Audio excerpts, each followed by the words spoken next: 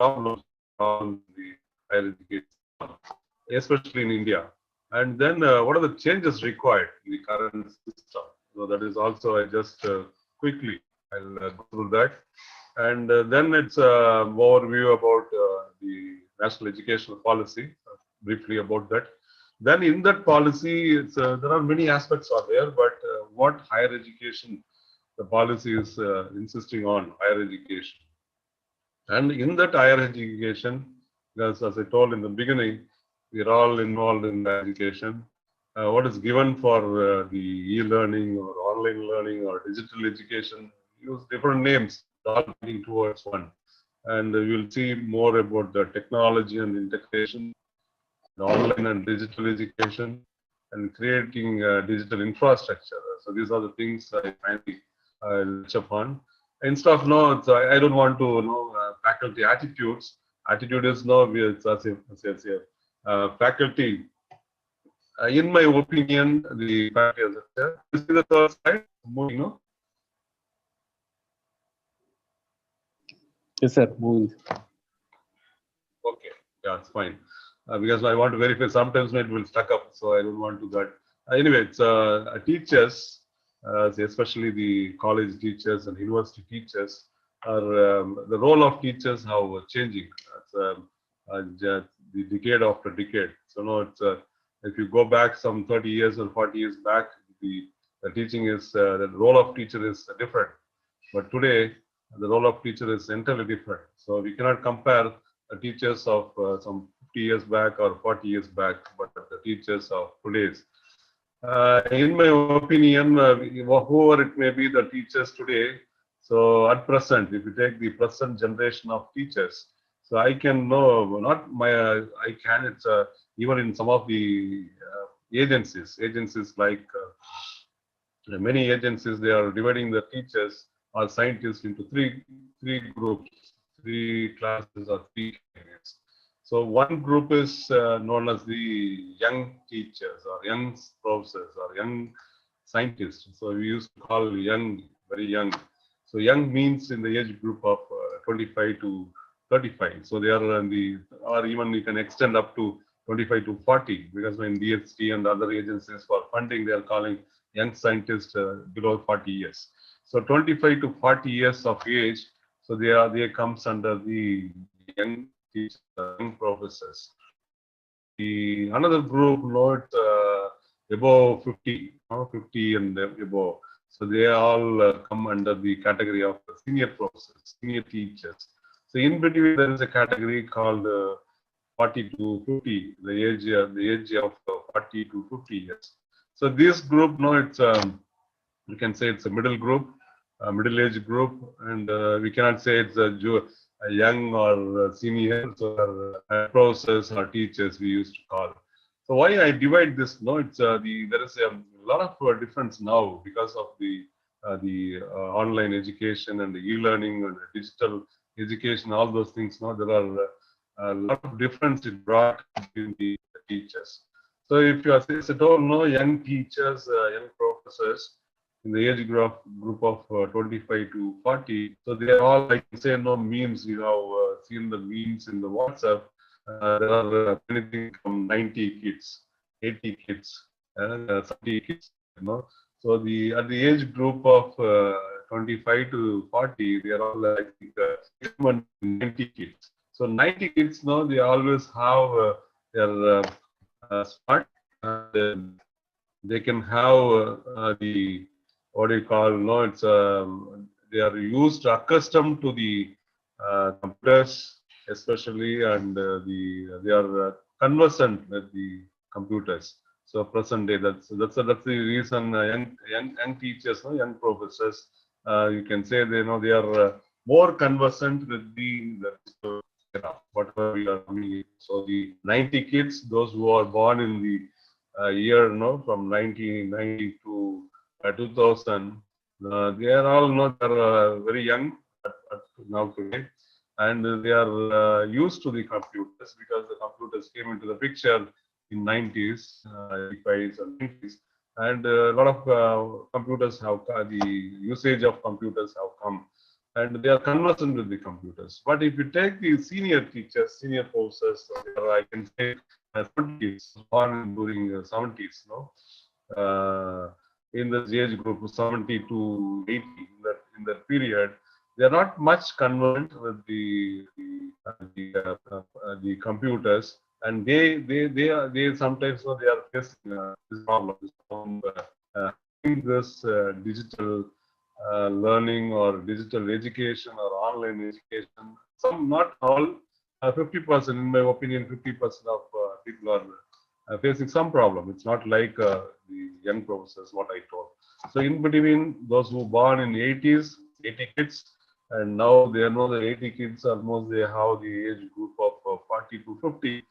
They are in between. Okay, they are in between. So whatever it may be, so we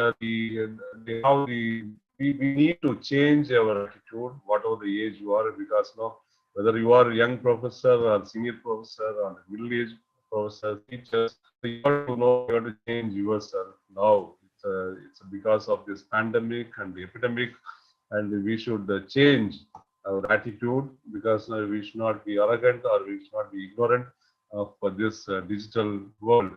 So we should change, our attitude should change to learn, and also we should change a changing world.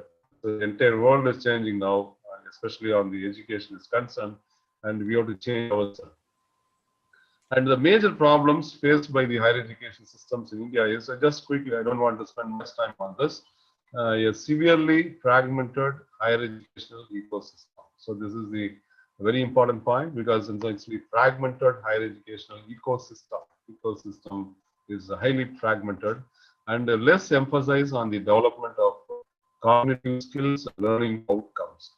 Okay, it's even now it's all this accreditation process, whether it is National Board of Accreditation or National Accreditation Council Act, and they are all now only they are moving towards outcome-based education, OBE. You all know that. So earlier, so it is not just if you go back some 5 years or 3 years back, even 5 years back, it is output-based education. It's not outcome-based education. Only in our country, the outcome-based education is coming up slowly, but it is less emphasis was given so far. Now only more emphasis is given on the outcome-based education. And then third one is the need separation with the yearly specialization and streaming of students into narrow areas of study. So that's a very, very important, right? So it's a discipline, separation of discipline. So even in our system, in the school day itself, we are dividing down the students. Okay, so in the 10th, after completion of 10th, so if you have to decide, so which field, which profession you want to take, whether you want to be an engineer, then you go for this class, or if you want to be a doctor, you go for this study. If you want to be a chartered accountant, you go for this. So at the age of 15, it's a yearly. It's called the rigid separation, and you cannot move from once you have chosen this one direction, then you cannot come to the next direction. So that's the very important the issue now faced by many students now. And the fourth one is limited access, particularly in socio-economically disadvantaged areas. So because there is still we have more than thousands of universities, higher education institutions in our country, but many of the higher education institutions and colleges are located on the urban areas, not on the rural areas. So that's a divide. That's a divide between the socio-economic divide. So in the areas you have very few institutions for higher education, and the urban areas you have many the institutions, and limited teacher and institutional autonomy. So both autonomy is limited for teachers as well as for the institution. So this is also another major problem we are facing. The teacher doesn't have autonomy. Okay, so the institution also have autonomy, because they have to run around the university gains and the because the institution is affiliated, then it is they have to abide by the rules and regulations of the university. So these are the major problems. The more problems are inadequate mechanism for merit-based career management and progression of faculty, and institutional leaders. So this is also very important, right? It's there's no proper mechanism for merit-based career management, even whether it is a private institutions or in the government institutions. This is not followed, though it is there on paper. It is not followed strictly. The progression of faculty is very, very important. The progression of faculty is very, very important for the progression of the institution. So if the faculty progress and the institution progress, for progress of the faculty, then you should have the merit-based career management. That is not followed in the private institutions and the government institutions. And another problem is lesser emphasis on research at most universities and colleges. So this is very, very pathetic, and lack of competitive peer-reviewed research funding across disciplines.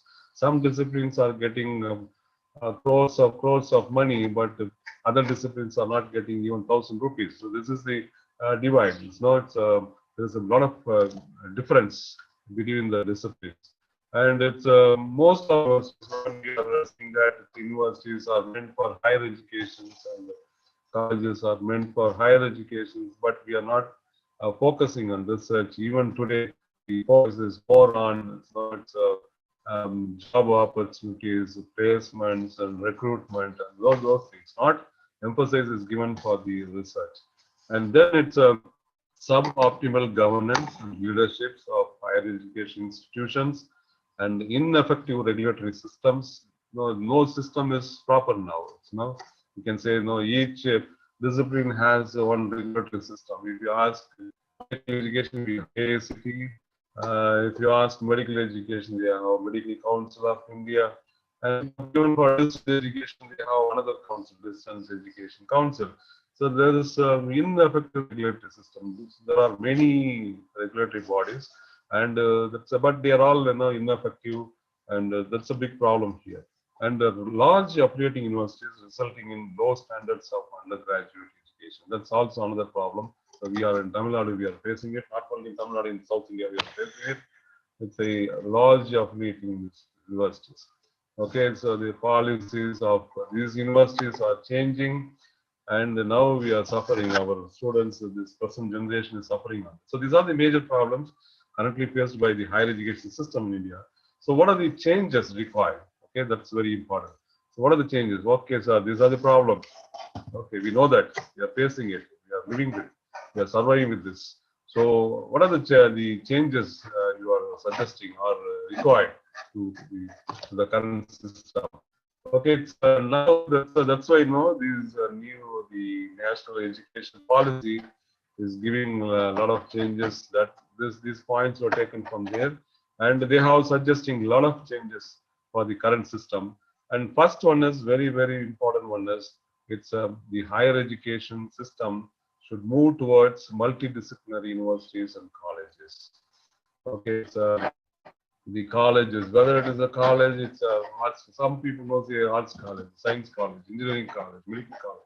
So this should go. So there is a multidisciplinary universities. So that's very important. So don't go for single disciplinary university, technical university, medical university, something like that. That should be avoided. That should be scrapped because multidisciplinary is very essential nowadays. With at least one year should have. Moving towards more multidisciplinary undergraduate education. So even undergraduate on the multidisciplinary systems, multidisciplinary undergraduate education, and that is very important because we should not dwell upon only one discipline. We should go for the multidisciplinary because that's the need of the hour now. Moving towards faculty and institutional autonomy. So you give a lot of autonomy to the institutions and give a lot of freedom to the academic freedom to the faculty members. And again, the next one is revamping curriculum, the pedagogy, assessment procedures, student support, and all those things. We have to revamp. It's not don't follow the old curriculums, and that's why a lot of change is coming now. Curriculum. And that's a multi-entry and multi-exit systems are coming up now, and its flexibility is given for the students. And then it's the reaffirming the integrity of faculty and institutional leadership positions through merit appointments. So this is again, it is insisted in the new policy, career progression based on teaching, research, and service. Not only teaching, progression, development, so the career development, career advancement is mainly based, it should be based teaching, research, and service. Service means extension activities. So you should be a blend. It's not a blend of the thing. And then it's the policy is given that National Research Foundation. So you all hear some source of systems, the US systems, the NSF, National Science Foundation. So similar, the setup for these policies forcing foundation, scrapping all these funding agencies like what do you call AICTE-ISTE, bring one umbrella under the one umbrella and make it as a National Research Foundation. Outstanding peer-reviewed research and to actively see research in universities and colleges. So governance of higher education by highly qualified independent boards. Okay, no intervention of other people, and it's single regulator is very important. Too many regulatory bodies, too many confusions, too many norms and regulations. Okay, that makes the institutions are. So the it's very relevant topic. It's increased access, equity, and measures, including greater opportunities, outstanding public education. The scholarships by private universities for disadvantaged and underprivileged students, online education, and open distance learning (ODL), infrastructure and learning materials accessible and available to learners with disabilities. So this point is important to the topic of this lecture, online education and the open discussion. We'll see more about this in the coming. And this policy, national education.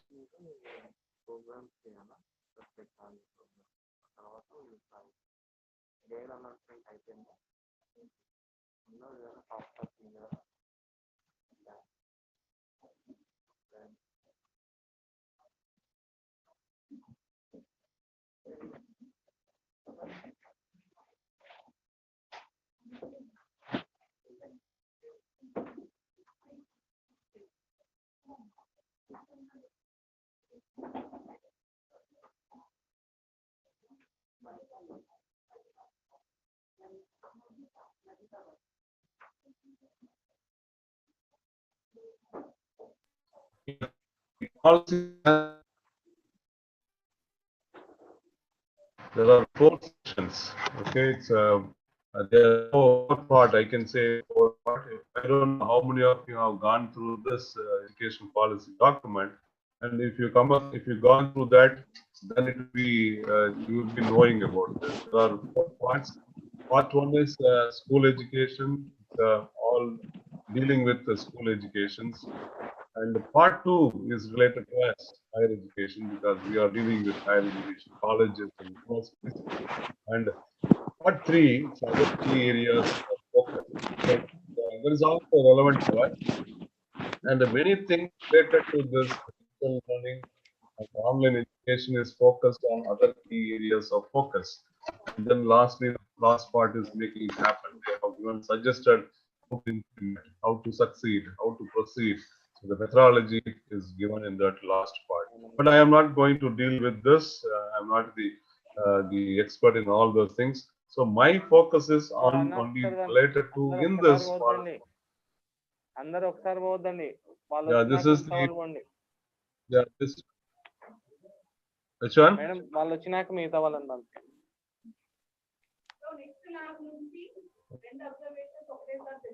Yeah, this is somebody is talking. I thought they are asking some questions. So part one, school education. Just I'll tell that this is these are the features of part one, school education. So early childhood care and education, and foundational literacy and numeracy, and curtailing dropout rates, and curriculum and pedagogy in schools, and teachers. Again, here teachers also given importance, and equitable and inclusive education, learning for all, and efficient resourcing and effective governance through the school complexes, standard setting and accreditation for school education. Even for school education, they are suggesting in the new education policy, they are suggesting to go for the accreditation in the school education itself. And part two, this is related to our college education, the university. It's a higher education. Okay, so in that they have given nearly 11 points, 11 factors that should be considered and that should be given more emphasis. And these are the factors, these are the points, and given more emphasis in detail. If you have the, you can download, you can find this document in the net also, internet also. National Education Policy 2020. If you Google it and if you search it, you will get this document. And here they are insisting on this 11 aspects. One is the first and foremost is quality universities and colleges. Okay, so that's important. We have universities, we have colleges, but missing point is quality. Quality is missing. So this policy is giving more emphasis on quality universities and quality colleges, the new and forward-looking vision for India's higher education system. So they are giving more importance for the making universities as quality one. That's on compare and competitive with the international universities. And then that required institutional restructuring and consolidation. So that's very, very important. And third one is towards a more holistic and multidisciplinary education. So this is throughout the policy document, they are insisting more on multidisciplinary and interdisciplinary education. Not a single discipline education is not at all recommended, not at all preferred. It's not recommended.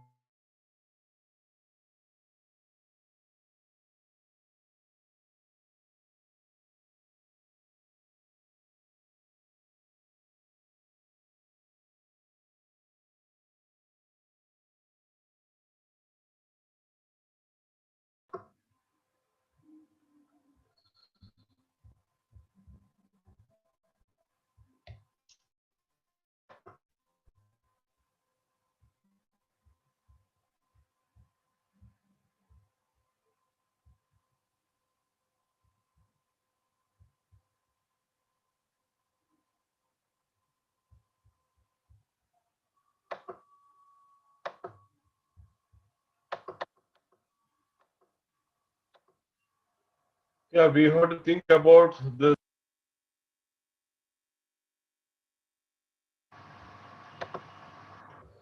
restructuring, the institutional and consolidation, and towards multidisciplinary education, and then optimal learning and environments and support for the students, and motivated, energized, and capable faculty. And then it's equity and inclusion in higher education, teacher education.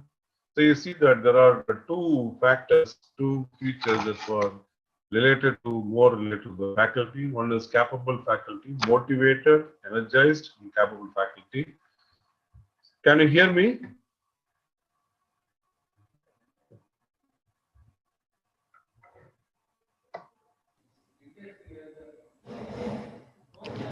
Yes, sir. Yeah, can you hear me?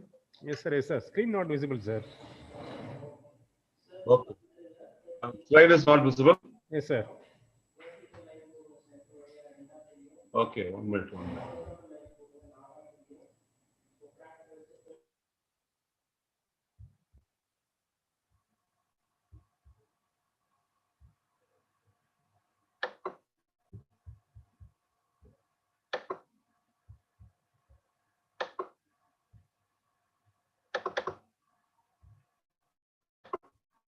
Here the signal coming from the morning, facing some problem. So now it's visible.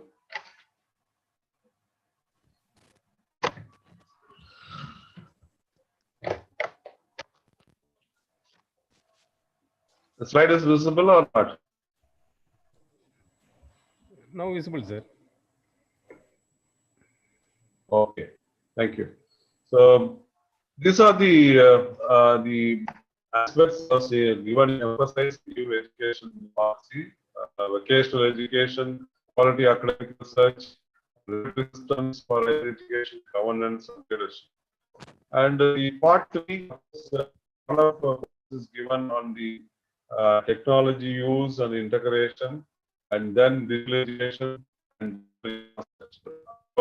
In my opinion, this part, the section 3, or part 3 in the national education policy, don't really have a lot of emphasis on the e-learning or digital learning. See, the fourth point is use and integration and and digital education and the infrastructure, digital infrastructure, world-class infrastructure. So I will touch upon this three, actually 4, 5, and 6 on the other aspect. What this the education policy is insisting. Why I am saying this is this education policy is come and to stay. Okay, from maybe from the next year or another 2 years or 3 years, this policy is going to be implemented by the government, okay, central government. Then everybody has to follow this policy. So when it is coming to the implementation, then we should adapt to that policy. We should not depend. Still, we cannot talk about the traditional or old, the way of teaching or old way of learning all these things. So a lot of emphasis is given. So this may be this like this. No, I want to create an awareness. The teachers, the professors, we should be aware of that, and we should make ourselves competent to meet the demands, meet the requirements of the next coming years. So the last part is this is not much important. It's actually mentioned, but this is the implementation procedure is given. Right. So the technology and integration, as we all know that India is a global leader in information and communication. No doubt in that. And other cutting minds, space, nuclear, advanced. We have sufficient strength. We are one in the world, and that's why we're occupying the top 10 or top 20 in the global ranking. So we are the global leader, especially in information and communication. Okay, most of our the softwares are the developed by the Indians. Though they are working in foreign companies, but if you see that the actual software, whatever software it is, whether it is commercial software, analysis software, it is a design software, whatever software it is, developers list, if you see that half of them, more than 50% are from the Indians, though they are working for the foreign companies. So we are the leader, global leader in information communication technology, and the Digital India campaign is helping to transform society. So this is slowly it's happening because of this campaign. So Digital India campaign. So it is many areas now it's coming up slowly. That's why we have to catch up with education institutions, also catch up this Digital India campaign. We should not lag behind that because other areas, other fields, the other disciplines are coming out successfully in India. We also should take the, the extra effort to catch up those front runners. And while education will play a critical role in transformation, technology itself will play an important role in the improvement of education outcome. So the relationship between the technology and the education at all levels is a bidirectional. It's not a unidirectional, it is a bidirectional. Okay, that's why the technology and the education should go hand in hand. If the technology is growing and education should not lag behind it. Okay, so there's a lot of technology we are developing, and we are leader in the technology development. So those technologies, what are the technologies developed that should be utilized, employed, and for the education purpose, teaching, learning purpose. And the technology, close space of technology development, sheer creativity, and say with teachers and entrepreneurs, including student entrepreneurs, It is certain that technology backed in multiple ways. Only some of which we use it 100%. Okay, we are seeing only a part of technology development. Okay, so even if you say no, this Zoom Meet and Google Meet, they're all even before the epidemic or this pandemic, COVID-19. But we came to know that, and we are accustomed to this because of the compulsion. Because we are forced. We used to use the Zoom meeting, Google meeting, all those things were in practice only in IT sector. But now, if you take everybody, even the Lions Club meeting, I'm saying that no, that's even to that level. Even that level, now people are using, discussing video conferencing tools, meeting, Google meeting. Why I am saying this as example is here to 19, we are not aware of it. Even for a small conference or for a small presentation, for a small discussion, we used to travel 6 hours here to someone to Chennai, and we attend 1 hour meeting and come back for another 6 hours. For meeting, I used to travel 6 plus 6, 12 it's one day would be fast. But nowadays, when I'm sitting here and you're all sitting comfortably in your home, and you are listening to us and you are discussing many things. So this was this system, this facility, this technology was available in 2019 also, but we are not used it, and we are now using it. So this, this is one way. This is one example, small example. There are many things like that. So new technologies, more in AI, artificial intelligence is coming up in big way. Machine learning, another the technology, blockchains, smart boards, handheld computing devices, adaptive computer testing. So this is more the people know those who are working on IT sector, computer science. They are aware of this all these technologies, and these technologies for student development and other forms of educational software, hardware, learn in the classroom, but how they learn. Thus, these areas and beyond will require extensive research both on the technological as well as the educational fronts. Uh, so if you take now, so we are all working now. People are working, a lot of people are working now in AI, a lot of people are working on ML, and a lot of people are jumping into the blockchains. So many people are working on that. From this has to come commercial and it's available to everyone. So then the education front also, you have to use these technologies. Even though no artificial intelligence is used now, okay, for even for conducting the online examinations. Okay, you know that how it is conducted by Anna University and all. So they are using this artificial intelligence to monitor the students. Home is monitored through artificial intelligence. So a lot of technologies are there, but now those technologies are already existing. Those technologies are used for industrial purpose on some segments.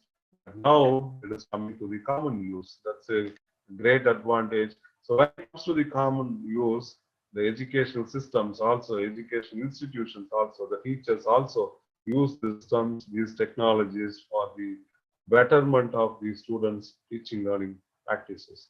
And the use and integration of technology to improve multiple aspects of education will be supported and adopted, provided these interventions are rigorously and transparently evaluated in relevant contexts. Very, very important because we can, even though we have limitations. Now it's if you have no Google Meet, you have, if it is a free, then you can allow only 100 participants. If it goes more than 100, what is that? So if you go to the thousands, what happens? So this is scaling is really important. And the autonomous body, as well in the initially National Educational Technology Forum (NETF), which this policy is giving, suggesting to create a forum, National Education Technology Forum, will be created to provide a platform for free exchange of use of technology to enhance learning. Not only learning is very important thing is after learning access Assessment is very important. Assessment, planning, administration, and so on. All the aspects, no, you have to use the technology. So both for school and higher education. So this is, the emphasis is given for this National Educational Technology Forum created, and that will act as a platform for those free exchange of ideas, okay, to use the technology for learning, assessment. The aim of the NETF will be to facilitate decision making, so the deployment and use of technology by providing the leadership of educational institutions. And another technology integration that the thrust is given. Okay, the thrust is given, the focus is given on the four purposes. One is for the improving teaching learning. That's very important. That's why I put in red color. Improving teaching, learning, and evaluation processes. So this intervention, technological intervention, is very, very important. And the purpose is to improve the teaching, learning, and the evaluation process. That's also equally important. And supporting teacher preparation and professional development. That's also important because uh, nowadays the online teaching requires a lot of preparation. You cannot just go to the class with a piece of paper or some small hint of paper or bit of paper, writing everything and go and teach. So it requires a lot of preparation now for the teachers. So it should be a technological intervention should support teacher preparation and professional development. And then enhancing educational access and streamlining. So this is very important. You can access to everybody. No, it's a one area is how the access other areas not access because now we are facing we are facing in our country we are facing this problem. The students, those who are staying in villages, they don't have access. Even when they are there, we had online exams going on. A few students are complaining, sir, I am not getting signal, this problem, that problem. So this access is very. So we have to develop the infrastructure throughout the country so that the access to each and everyone should reach each and everyone.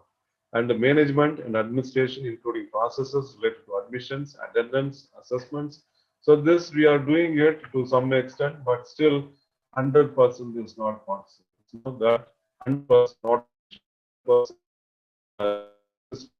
when you intervene. The technologies are intervened, then these are all possible, and then it will become somewhat easy for students as well as to the teachers. And the is available the support students and the teachers at all art levels, and the all such software available in all major Indian languages and will be accessible to a wide range of users, including students in remote areas. And still available now in English or some of the languages, not in all local languages. So we have to develop thus categories.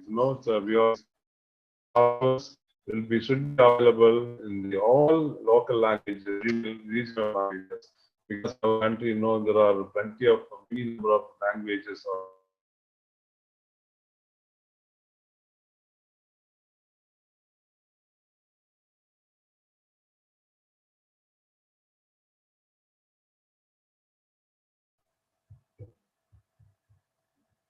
The teaching learning, it's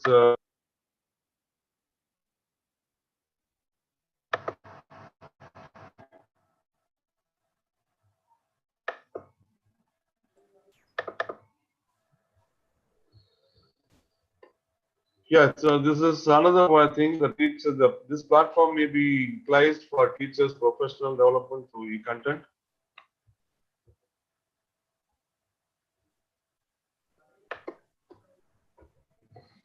And this again, notes this policy has been formulated at a time when the AI, that's artificial intelligence and virtual reality, has emerged. This AI will play a major role. Artificial intelligence is going to play a major role, and it is a disruptive potential technology in the workplace. And one of the permanent tasks of whatever the NETF or MHRD is, they should not formally identify those technologies whose emergence demands responses from the education system. Right, and so coming to the next aspect is online digital education, and there are new initiatives are coming up today. The recent rise, as all know that epidemics necessitate that we are ready with alternative modes of quality education. Whenever or wherever traditional and the in-person modes of education are not possible, then we have to go for the online and digital education. In this regard, in the new policy, right now, so they have given a lot of emphasis is given on that. So the existing digital platforms and the ongoing ICT-based educational initiatives must be optimized and expanded to meet the current and the future challenges, including quality education for all. In this, the online and educational digital education teachers, teachers require suitable training. So teachers require suitable training and experiment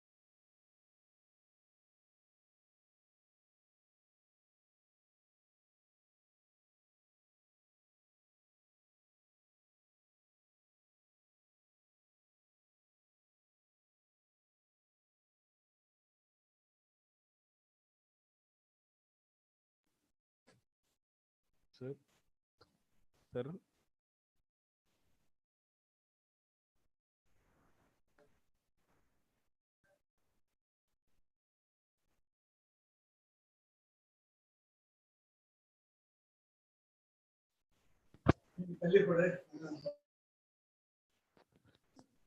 sir, voice is not audible, sir. Sir, sir,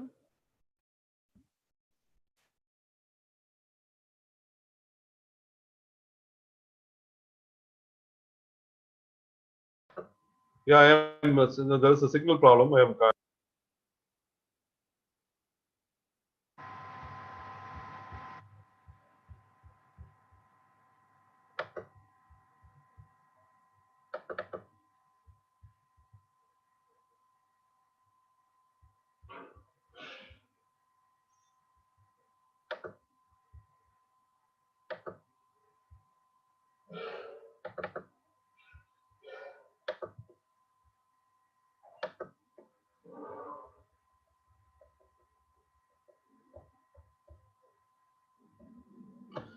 Yeah, is it the slides are clear? You have seen the. Can you able to see the slides? Yes, yes, proceed. Okay. So that the online digital education is concerned, so teachers require suitable training. So that's very important, and it's there should be a effective online educators. It cannot be assumed that good teacher in traditional classroom will automatically be a good teacher in online classroom. Okay, so even I'm struggling now today because of due to it's not because of it's because of technical problem. Okay, so this good teacher in traditional classroom will automatically be a good teacher in online classroom. And aside from changes required in pedagogy, online assessment also required different approach. Not only the teaching methodology and also the assessment. That's very important. Assessment is very important to know that the understanding, to measure the efficiency of understanding, that's very important. So there are numerous challenges to conducting online examination at scale. This is very big challenge. Even though so the universities like Anna University, they are conducting for 1 hour test because it's a huge number of students are studying, and it's difficult to conduct all the students. It's a 3 hour original way of doing testing. So including there are many limitations are there, handling network and power disruptions, and so whatever we faced even in our lecture today. And this online and digital education, again, unless online education is blended with experimental and activity-based learning, it will turn to become a screen-based education with a limited focus on social, affective, and psychomotor dimensions of learning. So it is especially now if it is arts subject, it's very easy because no we can teach anything and we can go. But science and engineering, no, all the disciplines in science and engineering, So we are more than 40% importance we are giving. Our curriculum is designed in such a way that 40% the importance is given, focus is given for the practicals, laboratories. So how to do that? How to conduct these laboratories, through online? So these are the challenges one has to overcome, and we should compete enough, competent enough to take these challenges, to face these challenges. And given the emergence of digital technologies and the emerging importance of leveraging technology for teaching learning at all levels, from school to higher education, this policy recommends this new education policy. They are recommending some key initiatives, what you ought to do. That we will see one by one. They have given one first initiative is pilot studies for online education. So they instructed leading premier institutions like IITs and NITs and even IGNO and the to identify, to conduct a series of pilot studies to understand the merits and demerits of online education. In parallel, to evaluate the benefits of integrating education with online education while mitigating the downsides, and also to study related areas such as student device addiction. So that is very, very nowadays, all the parents facing this problem. Students become addiction to the devices. Okay, 1 year back, we will not allow the students, allow the our wards to use this mobiles or the laptops or tab, whatever it may be, for more than 1 hour or half an hour. But now they are living with that. Okay, they are sleeping with mobiles. They are sleeping with they are everything. Now they become more of addiction. So that is, we need to evaluate the merits and demerits of that. The results of these pilot studies will be publicly communicated and used for continuous improvement. How to? So there are criticism. Okay, criticism are there, disadvantages are there, demerits are there, harmfulness is there. But only thing is we try to minimize it and try to improve upon the system. That's the one thing. And digital infrastructure is very, very important. There is need to invest in creation of open, interoperable, evolvable public digital infrastructure in the education sector. Okay, Wi-Fi net connectivity, because not all the institutions are providing Wi-Fi connectivity. Only the leading institutions, major institutions, profit-making institutions are giving this Wi-Fi connectivity, but not all. Even today, now, so we are the teachers, the professors are spending their money for taking the online classes. So this public digital infrastructure in the education sector, education institution, it is a must nowadays, because now in that, so you can get a lot of benefits, a lot of gains, and all those things. And this will ensure that the technology-based solutions do not become outdated with the rapid advances in technology. That is another challenge. What we are facing is this ICT-based technologies are fastly changing, fastly growing field. Okay, and every month there is a development, there is a change. You all know that, no? Even if you take the Apple phone, they started from some version, now they are having some version. So it's every once in 2 3 months, they are updating, upgrading, and the rapid development taking place. So you should take care of that. So the technology-based solution do not become obsolete. It should not become obsolete after 1 year. Every year we cannot the upgrade. So these things that infrastructure should be planned for the next 10 years, at least for the next 5 years. And online teaching platform and tools. So there are many tools available. The teachers know that, professors know that. E-learning platforms such as SWIME, NPTEL, Diksha, and many things are there. And they're all, it's a user-friendly, rich set of assistive tools for monitoring and the progress of learners. Tools such as two-way video and two-way audio interface for holding online classes are a real necessity. So this is very important. Two-way video and two-way audio interface for holding online classes are real necessary, as the present pandemic has shown that. And this is another part: content creation, digital repository, and dissemination. So this is very, very important aspect. Okay.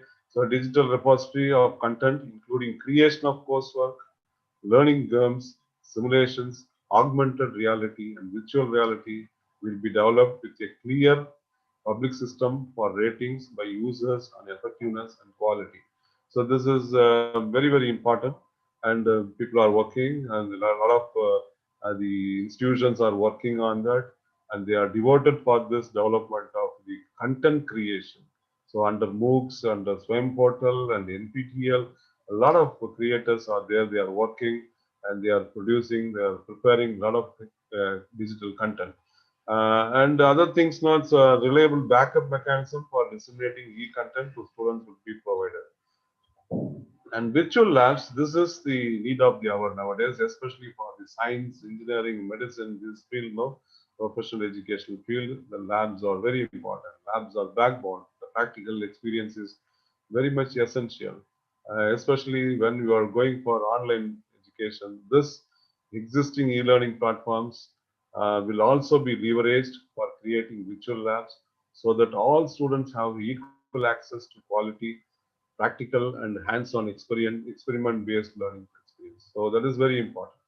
Though they are not physically coming to the lab and they are not doing the experiments, but virtually at least they should know the how to operate, how to take reading, how to analyze the results. So those things should be given practice.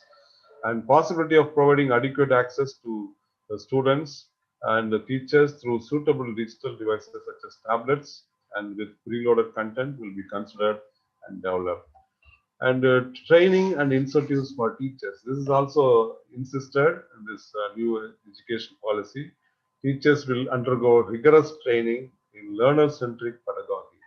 No, without undergoing this training, no, it's very difficult for the teachers to become master in that and how to become high quality online content creators. Everybody should not become a content creator. Okay, maybe you can prepare PowerPoint, but that PowerPoint is not a content, the correct content. So for creating online content, so you should undergo the training. So a lot of educational universities are doing this, and a lot of work is going on. Maybe in another 1 or 2 years, you'll get a lot of contents for all the subjects, all the courses, all the disciplines. There will be emphasis on the teacher's role in facilitating active student engagement with the content and each other. And then it's blended models of learning. So that's very, very important. While promoting digital learning and education, the importance of face-to-face interpersonal learning is fully recognized. That's very important. Okay, that is missing nowadays, even today. That is missing. So this should be developed. Okay, face-to-face interpersonal learning is very, very important. And accordingly, different effective models with the blended learning will be identified for appropriate replication of different subjects. That's very essential for that. And this lastly, it's the you have to create a dedicated unit for building a world-class digital infrastructure and educational digital content capacity. So they are thinking, no, it's instead of developing in segments in the institution wise, they are going for a world-class infrastructure, or especially for the digital content developing alone. So technology in education is a journey and not a destination. Okay, it's a journey. Okay, it's the technology is always know it's evolving, it's developing, upgrading. So it is never stop. Okay, technology, any technology you take, whatever the technology it is always going to see some development, some upgradation, some enhancement in the performance in the over the period of year. So it is not, you cannot say this is saturated technology. This is saturated here. Nothing is saturated. It can, the education, technology in education is a journey and not a destination. And capacity will be needed to orchestrate the various ecosystem players to implement policy objectives. That's very important. A dedicated unit for the purpose of orchestrating the building of digital infrastructure, digital content, and capacity building will be created in the ministry to look after the education, e-education needs of both school and higher education. They have given some recommendations in that. So why I am showing all those things now in the national education policy, as I told in the beginning. So we are somewhere we are somewhere we are forced. Okay, we are compelled to adopt these procedures, these policies in the coming years. So we should be prepared. We should be aware of this, and we should be prepared mentally. We should be prepared to accept it, Though there are politically there are opposition and the controversial things in there, but it is going to stay for in our country maybe for the another 1 year or year 21 onwards they are going to implement it. So then these aspects, these points, you should know that. So that's very very important. So they are all those things they are given here, and a vibrant ecosystem has to be encouraged to create solutions that not only solve India's challenges of scale, diversity, equity, but also evolve in keeping with rapid changes in technology, whose half-life reduces with each passing year. Okay, this technology today developed, next year if you see that it is obsolete. So that should be taken care. And this center, the center means what? It is a digital world-class digital infrastructure center, therefore consists of experts drawn from the field of administration, education, educational technology, digital pedagogy, and assessment and e-jobs from all, not only one, from educational technologies alone. You have to include people from all the disciplines, all the experts should be involved, and that should be governed by these experts. So these are the some points which I think no, it's not faculty attitude. My suggestion is the faculty attitude is good, as I told in the beginning. So there is the faculty attitude maybe no. So those who are senior professors at the age group of more than 55 and odd, they have some problems, they have some challenges, they have some difficulties in coordinating with these evolving technologies or upcoming technologies of online learning or digital learning process. But we should accept this and we should march forward. Then only know this is going to stay. You cannot say no. It's maybe even if pandemic is over, if everything is no, the second wave or third wave people are talking about, even it is over, if we come back again, no, there are many things we learn through this online and digital learning, and that should be followed even if the student comes to the colleges or the universities and physically they present. These technologies going to stay because it has given a lot of wide open knowledge. It's a wide open access. That's very important access to. So I can know I can invite people from sitting in US or sitting in the UK or from Australia. I can bring to the class from now. So this is the advancement that is taking place and advantages that are taking place that we need to catch upon and hold upon to progress further. And with this, I conclude my lecture. Of course, any clarifications, any discussions, I'm ready to answer to the participants. And this is in that's the last in my opinion is the young teachers, the young professors, as I told, no, the 90 kids are no, the they are conversant with these evolving technologies. They are not facing any problem in this. Okay, but only the problem is with the senior people like me or those who are crossed 55 years of age facing some problem in dealing with this technology. But others know we have to adapt, we have to change, we should our mentality should change. And so then if it is changed, no, it is a transition period. I can say it is a transition period. Maybe last 6 months we have practiced, and maybe another 6 months it will take. So once we are this transition period is over, then everybody will be accustomed to this technology, and through this technology, a lot of benefits are there, a lot of advantages are there. Though there are few shortfalls and few shortcomings are there, we know that, but still, no, those can be overcome in the coming years with the development of the technology. Only thing is, as far as the theory is concerned, the teaching a theory subject, theory courses, it's not at all, there is not a problem, big problem in that. But only problem is when you are dealing with the practical subjects as laboratory classes, this is a big problem we are facing. This also we can overcome if the technology is available. Definitely the technology will come for that, maybe in another 6 months or 1 year. Then it will be solved. Even the industries are moving towards Industry 4.0 and fully automated industries. So then these technologies are to stay there.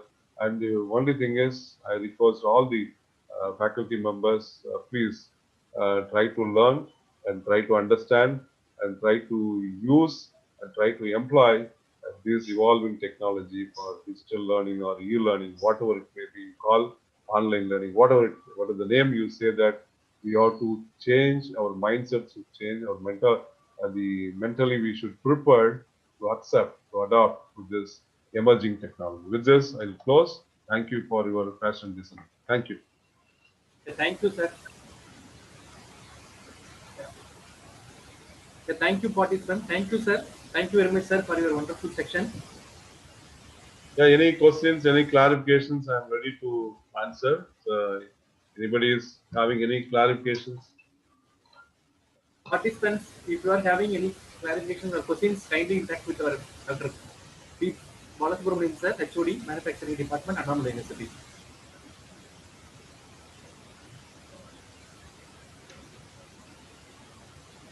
Sir, but all the participants are putting the thought box. Your session was very much useful. Very much thankful, sir. So Feedback, please. they have posted in chat box. Yeah, yes, sir. Thank you for your excellent section. Thank you, sir. Thank you, sir. All are appreciating your section, sir. Okay. So any questions in the chat box? Some people know they type questions in the chat box. Anything is there?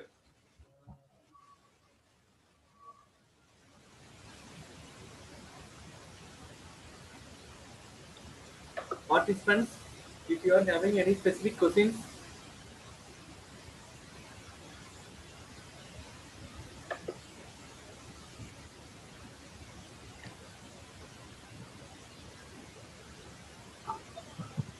Sir, I have a question. Yeah, yes, madam. I'm Vaidegi from Partition College. Very, very glad to listen to your session. Very informative. But my only question is, when we are marching towards technology and other things, we also somewhere I feel, if a very learned professor, say for example, my when the teachers from St. Joseph College, when they taught economics, they start with one man expenditure is another man's income. That kind of professors are there because of this technical, technical know-how. If they can't teach in technology, with technology, we are also losing good professors' knowledge and other things, no, sir? Somewhere I feel like that, sir. Yeah, So it what is the is. remedy for that? Yeah. Yeah. What is the Actually, remedy, sir? yeah, actually, it is a passing period. No, it will not. We are not going to stay in this period for maybe. In my opinion, it will continue prevail until June 2021. So after June 2021, anyway, no, I think everything will become normal. Once it become normal, again we will come back to the traditional mode of teaching. But even if you come to the traditional mode of teaching, then definitely the best teachers are available to physically interact. But even the best teachers know they should use these technologies in the classroom. Even if you teach in the physically in the classroom to the students, the requirement is maybe it's, no, I am saying no after 6 months in 2021. So this present condition definitely will prevail till 2021 June. So after 2021 June or July, so if the students come back to the colleges or the universities or the departments, definitely we are going to teach in the classroom. When you are teaching classroom, whatever we learned this practice last 1 year, okay, this should be continued with more emphasis. No, there, no, it's I think no, it's that's why I told no the blended modules or blended technology, traditional versus technological. You have to combine both. If you combine both, no, definitely it's like a hybrid. I can say no, it's a hybrid learning, teaching, learning, practice. Definitely the hybrid teaching, learning. I think you can understand. Hybrid means you have physically you are traditionally you are teaching, and the technologically you are using the whatever the technology available you are using it. So if you blend both the things, definitely the beneficiary will be the students.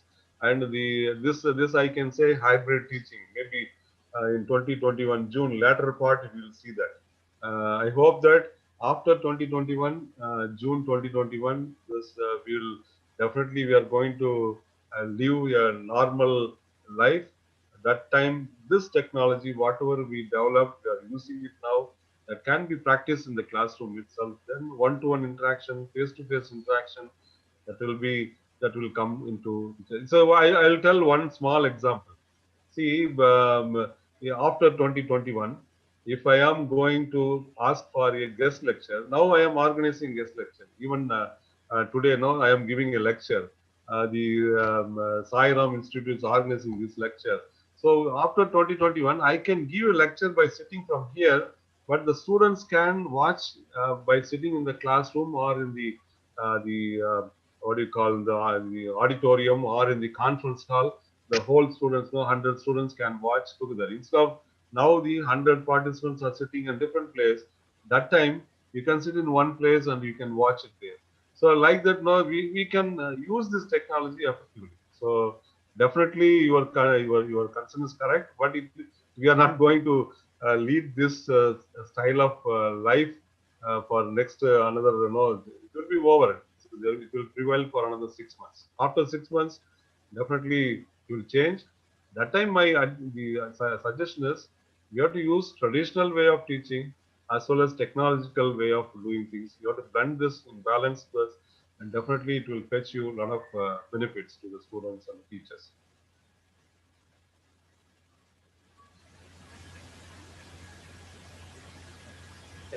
Thank you, sir.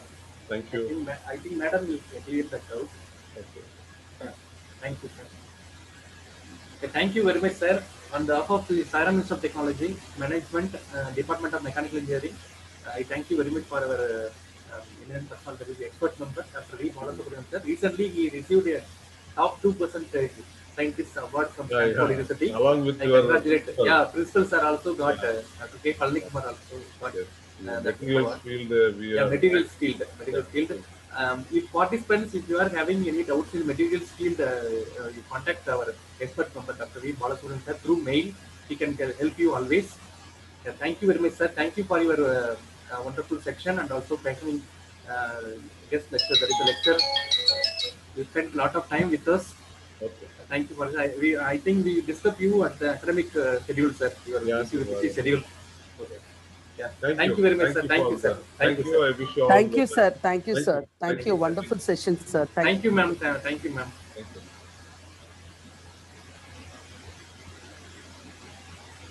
Participants requested to kindly fill your feedback link, that is feedback form, which was posted in the short box.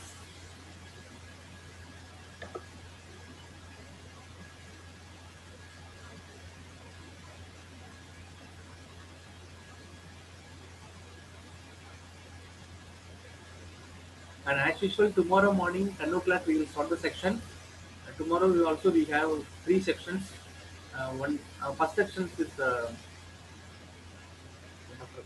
Kulandavel sir, NITTR professor, will come and deliver the teaching methodology for you. And next section will be Dr. Sundareswaran sir. He is a retired professor from Anna University. Uh, I believe all the sections will be very much useful to you people. And the last section will be prepared by our the principal of K. Palanikumar sir. 2:30. 2:30 to 3:30. Okay, thank you, Venkatesh Raju sir.